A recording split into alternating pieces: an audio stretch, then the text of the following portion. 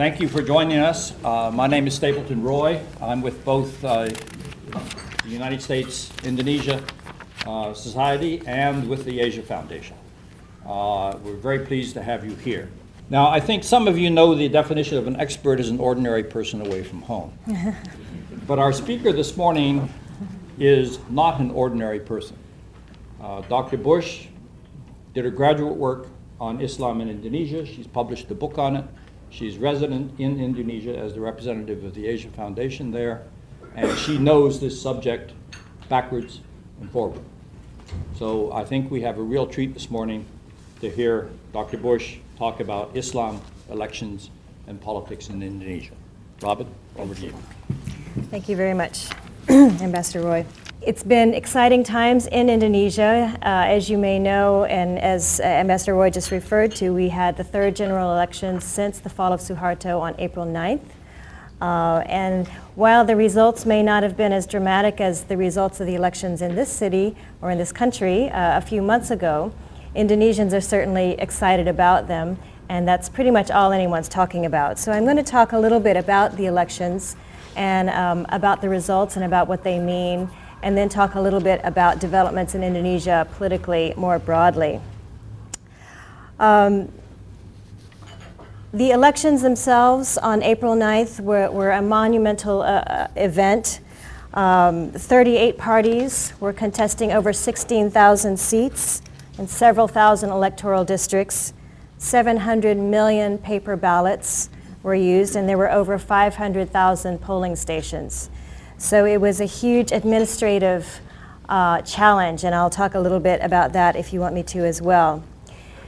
The actual results of the elections won't be known for still a few more weeks. The vote count is ongoing. There are a few significant implications, though, for us to talk about. I think the first one is the overwhelming endorsement of President Yudhoyono and his policies and what he's done to date in his first term. This is not necessarily an ideological endorsement or position, and I think this is the other aspect of these elections, is that the Indonesian voters have demonstrated they're extremely pragmatic voters, and this support for PD and for the president is a very pragmatic one based largely, in fact, on where Indonesia is in response to the economic crisis right now. Because commodity prices are down, because fuel prices are down, inflation is down, food prices are down, Indonesians are feeling okay right now economically, and they're looking around at the rest of the world and seeing the struggling that's going on, especially in the region, and they're feeling all right. And so this by virtue of where Indonesia is in that cycle, President Yudhoyono benefit a lot from that. However, it's not just that.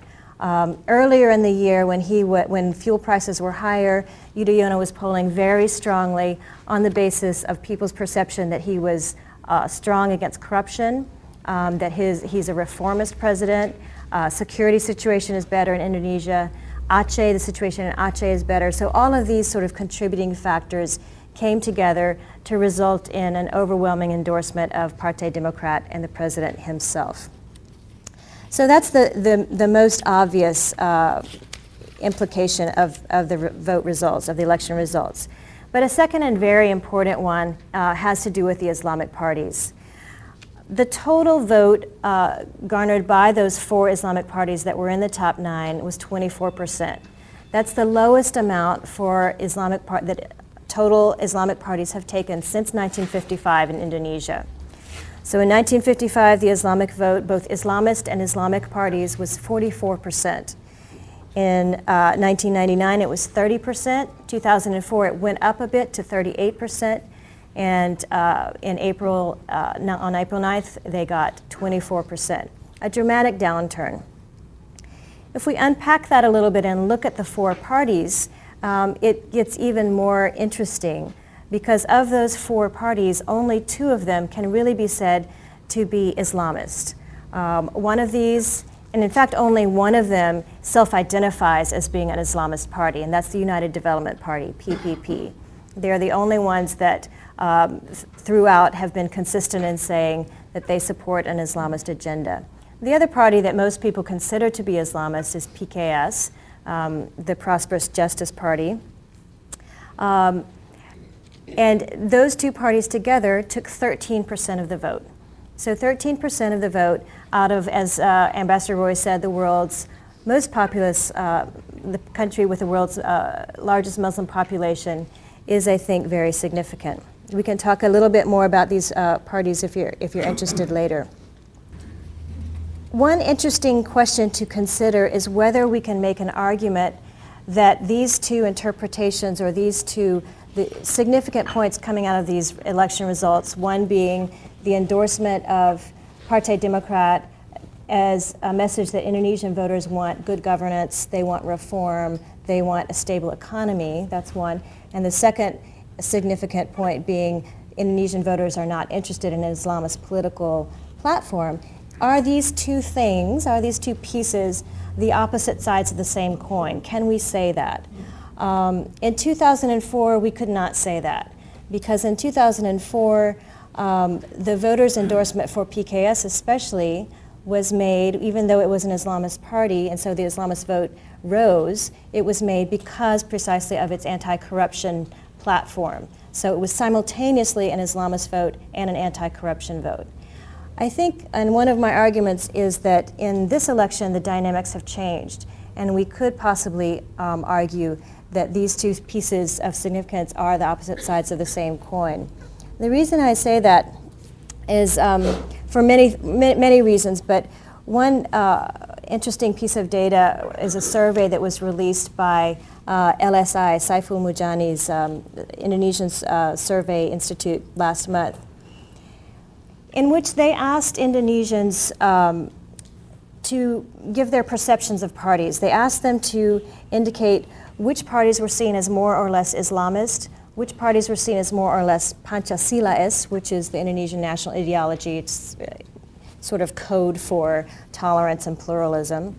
And which parties were seen as more or less capable, meaning which parties were able to deliver goods and programs and services for constituents. What LSA found when they correlated all of these variables against electability of the parties was that there was a direct negative correlation between electability and whether or not a party was Islamist and whether or not a party was seen as capable or providing goods and services to its people, and whether or not a party was Pancasilaist. So that means that Indonesian voters, or Indonesia, the respondents of this survey, saw Islamist parties as being less capable of bringing effective governance and stable economy and growth and jobs and poverty alleviation to their constituents. And I think that's a change from 2004, and it reinforces that, combined with the election results, reinforces where Indonesia is, where Indonesian voters are right now. Again, savvy voters, pragmatic voters, rational voters, emphasizing economic stability, political stability, growth, and poverty alleviation over symbolic politics and Islamist rhetoric. That said, I wanted to make a couple of points about the implications of the elections for women, and then move on off of the elections for a minute. You may know that in these elections there was a new election law mandating, requiring parties to list 30% of their candidates, 30% had to be women. And this was called the zipper law because out of 3 candidates, 1 had to be a woman. This law was then overturned by the Constitutional Court, who said it was non-constitutional or unconstitutional to differentiate between male and female candidates, and the election had to be, or the voters had to vote directly for each candidate, and it was a popular vote, so whoever got the highest vote would rank highest on the list. Indonesian women activists were very upset about this, and this was very controversial. There was lots of debates and lots of seminars about, what does this mean for Indonesian women, and so on and so forth.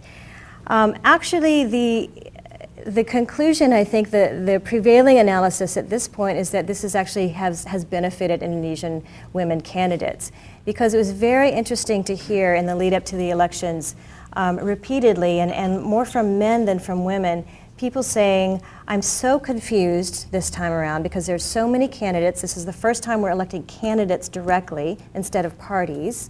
I don't know who to choose, and I don't know who to vote for, so I'm just going to find my party and I'm going to choose the women. I heard this time and time again. I heard this from people, and I heard this in the newspapers and on TV. Leading commentators were recommending this as a methodology for dealing with, how do you choose your candidates. So I think that what we're finding, and we don't know yet because the full vote count is not in, and we don't know who's actually occupying which seats. But the impression that we're getting is that women are going to do very well in these elections, especially at the local level. So we may not see a big change at the national parliament, but we're expecting to see at least one member of parliament at the local level in each local legislature, which will be a big change from 2004. Okay, just a few minutes at the end here to talk about what the broader picture of Indonesia is beyond elections. As I mentioned earlier, a lot of the support for PD, or for the President Yudhoyono's party, in the election can be attributed to where Indonesia is in the cycle of the economic crisis. It was one of the last countries to enter the downturn in the region, and analysts are saying that it'll probably be one of the first to come out of it. At this stage, Indonesia's, again, not suffering too badly. It's got a large domestic market. It's not overly exposed to the U.S. market. The World Bank is predicting growth at around 3% this year. And as I said, because of declining commodity prices, inflation is low and fuel prices are low. There's very high consumer confidence and political confidence on the part of the Indonesian public. 80% of Indonesian people think that 80% think that the government is handling the crisis effectively. They're doing a good job at dealing with the crisis. And 70% feel that they are in a better position economically than they were last year. So that's very significant given that the rest of the world is suffering significantly. An important piece of understanding where Indonesia is, though, and where it's going to be going forward is to keep in mind the decentralization factor. And people don't talk about this a lot, but as I'm sure all of you know, in 2001, a huge amount of Indonesia's political authority and budgetary government budgets were devolved to the district level. This has a lot of implications on the economic side. 40% of the government budget is at the district level. And on the private sector side, analysts are saying that 60% of all bank credits are at the district level, in district level banks, and up to 70% of economic activity is in the regions. That's very important for lots and lots of reasons. For one thing, it perhaps is diffusing some of the pain of the crisis.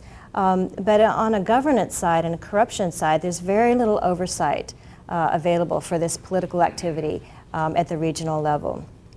And that's the challenge of decentralization for Indonesia in terms of the governance. The corruption implications are clear, and we've just seen in the last 3 months a slew of arrests and indictments and investigations of local officials related to the spending of this 40% of the local government budget. 16 people were just arrested in East Java, both clerics and local government officials. The mayor of Manado was just arrested. The region of Purworejo in Central Java. 12 members of the legislature in Jambi are under investigation. And these are all for charges related to embezzlement or misuse of government budgets from 2004 to 2006. So it's the effects of decentralization in terms of the management of budgets are starting to trickle in. This is likely to be a trend that's going to increase. Analysts are predicting that the turnover in parliament, both national and local, is going to be at least 50%. So we're going to have a lot of new faces at the district level and at the national level. A lot of people, again, because it's a popular vote, celebrities were running this time, people with very little to no governing experience were running and winning, again, because of the popular vote, which means that the capacity levels for governance are very, very low and likely to get lower.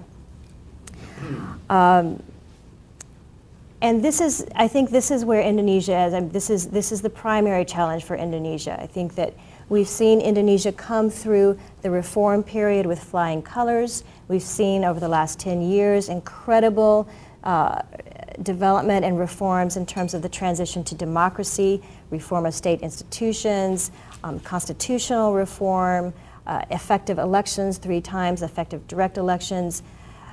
Truly, democratic values and culture have been integrated very solidly within Indonesia. So that is all a success story.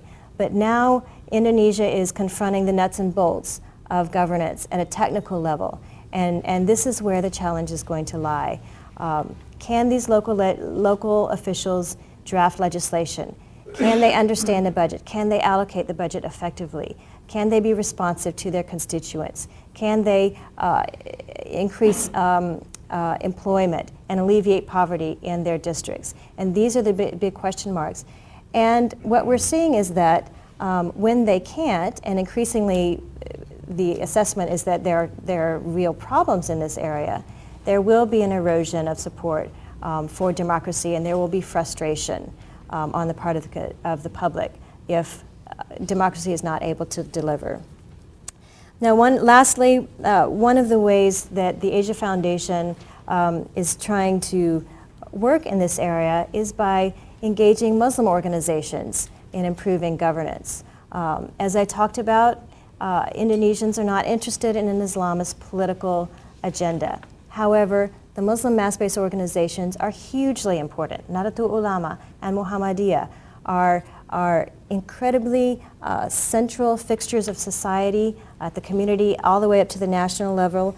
They have a great deal of political credibility. They are very political organizations in themselves. And they're both committed to improving the lives of their constituents, and they've got about 70 million members between them. So they have a lot of incentive to improve governance. And one of the ways that they're able to play a role effectively is by advocating at the local levels for budgets that are responsive to constituent needs. So one of the things the Asia Foundation does is give them the skills to both access these budgets and analyze them and identify where there may be misappropriations, where there may be inflation, bring this to the attention of the local governments. If there's resistance, then they're able to bring their political heft to advocate for a reallocation of that budget towards health, towards education, towards whatever priorities have been identified by the community. I'll give you one example lastly, and I'll end with this, of how this works. In a district in West Java, the head of the MUI, the Majelis Ulama Indonesia, which is the Indonesian Ulama Council, after being trained to read and analyze the local development budget, was able to identify misuse of funds on the part of the Bupati and brought it to the attention of the authorities. It was a mayor. That mayor is now in jail for corruption on corruption charges. This ulama leader did not stop there, but he then formed a council, a budget oversight council, comprised of the leaders of the Muslim organizations in that municipality. So Muhammadiyah leaders, Nahdlatul Ulama leaders, MUI leaders, and they all participated in reviewing the budget and monitoring the spending of the local government to make sure that it was consistent with the budget and that it didn't get channeled or diverted or misappropriated. So this, I think, is the kind of example of an effective role for Muslim organizations in Indonesia, the kind of role that, according to the election results a couple of weeks ago, Indonesian people themselves want to be seeing their Muslim organizations play. I will stop there and open it up for questions. Thanks. Thank you, Robin, for a good analysis. Let me lead off by posing some issues. What role do outside Islamic influences, including money, have on the types of political trends that you were discussing inside Indonesia? I think that in past years, between maybe 2002 to 2005, or 2001 to 2005, the role of outside Islamic organizations and networks was significant. So we saw, that's when we saw a lot of terrorist activity and militant activity in Indonesia, and we know that there are linkages with pan-Islamic networks. But taking a historical look and a big picture look at Indonesian Islam, I find that to be an anomalous situation. And I think that for most of Indonesia's history, including where we are now, Indonesians, about everything, not just about Islam, are very insular. They're very inward-looking. They're such a large nation, so complex and complicated all by themselves, that they don't tend to look outward a lot for guidance and for direction, and even necessarily for money. We know that there's been funding for madrasah and pesantren in Indonesia for decades, if not centuries. And this has not correlated directly with fluctuations in levels of Islamism or militancy, with the exception of that period that I just talked about. Okay. The floor is open. Yes. And one of the concerns about Indonesian democracy, which you said it was rooted and so on, is what happens in a downturn. What happens if those things go south?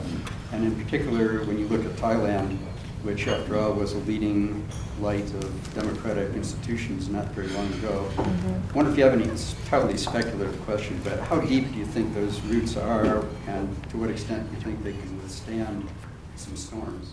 Yeah. That's a good question. I think we try to cobble together bits and pieces of indicators to try to form a conclusion.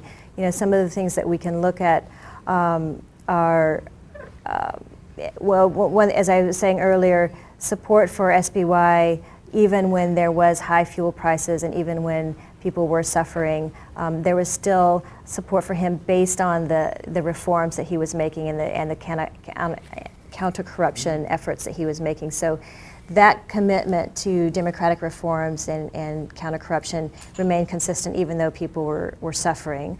Also, historically, if we look sort of over the last 10 years, Indonesia, there have been some spikes, there have been some real times of very, very high food prices, and when SBY cut the subsidies on the fuel prices, also there was a lot of suffering. We didn't see riots in the streets. There were some protests, but there was not a lot of social unrest. So at the same time, there was in polling and surveys at the time, there was a downturn in levels of support for democracy. So the two are linked, definitely. And I think that Indonesian officials are bearing this in mind, that support, and this correlates if you look at all the survey data, the support for democratic values and democracy is closely linked to perceptions of the economy. At the same time, even when economic conditions are bad and people are suffering, while they may say that they're less supportive of a democratic system, they're not rioting, they're not burning up buildings, they're not, there's not destruction and massive social unrest. So I think that the commitment to this democratic system is actually quite deep. It's very deep. Also, if we look at there was a period of time between 2001 and about 2004 or 3 where we really didn't know what direction Indonesia was going to go in. The military was still very active. There was militancy involved. Economically, people were struggling. It wasn't clear, actually, whether democratic values and the democratic system was going to be consolidated. And Indonesia pulled through that, and I think, looking back at that, it pulled through that because of the extent of the support for democracy among the people. And the civil society was very, very strong during that time. The press was very, very strong during that time. And so looking back, analysts and intellectuals look back and sort of say things like, we couldn't have regressed. We didn't have the choice. Even though certain elites may have wanted to, we didn't have the choice because the people were too adamant and too strong during that time. So I guess I'm optimistic in the long run, although I think it's of concern. And if, as I said earlier, if decentralization and if this new democracy is not able to deliver basic services, poverty alleviation, and jobs, then we may be in a different situation in a few years. Yes? Stuart Allen, you've described the April elections as being inwardly focused on domestic issues primarily.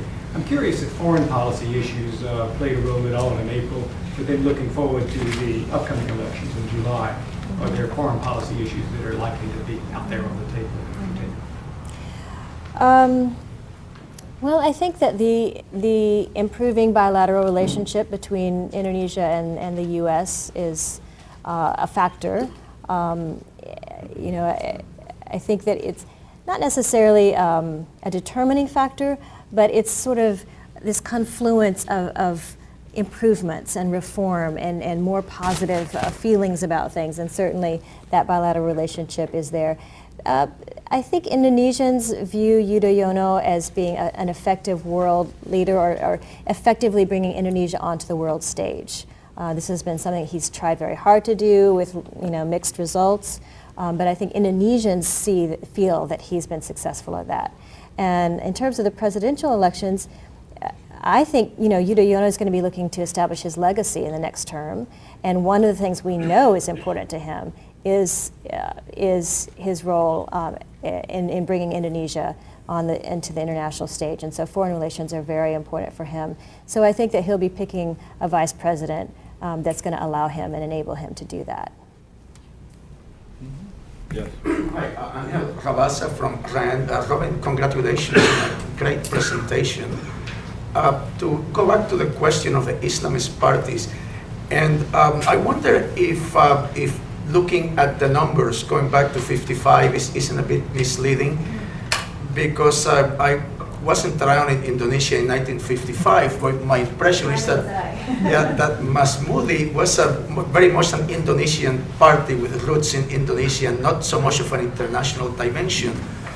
But I have the impression that the so-called Islamist movements today are very much a manifestation of an international trend, and the PKS has been represented as the Indonesian version of the Muslim Brotherhood, and they have connections to the Muslim Brotherhood in Egypt. Hizb ut-Tahrir had a very large rally in Jakarta, as you know very recently, and it seems to be a growing movement in Indonesia. And I wonder if this is a significant development. Well, it is significant, and it's interesting to see the divergent paths that Hizb ut-Tahrir and PKS have taken, because as you say, they come from similar theological and ideological roots, which is the Muslim Brotherhood. And Hizb ut-Tahrir has maintained those links and continues to self-identify as this pan-Islamic part of this global movement, and solidifies those linkages. PKS, on the other hand, has actively gone in the opposite direction. So it's changed the way, the leaders changed the way they dress. They always wear batik, they wear peci now, they don't wear more Arabized clothing. As I said, they feature these ads with Soeharto. They've been very much overtly and visibly trying to say that they are an Indonesian organization, so distancing themselves actually from their Muslim Brotherhood roots and from connections with other organizations in the rest of the Muslim world. So I think that's very important.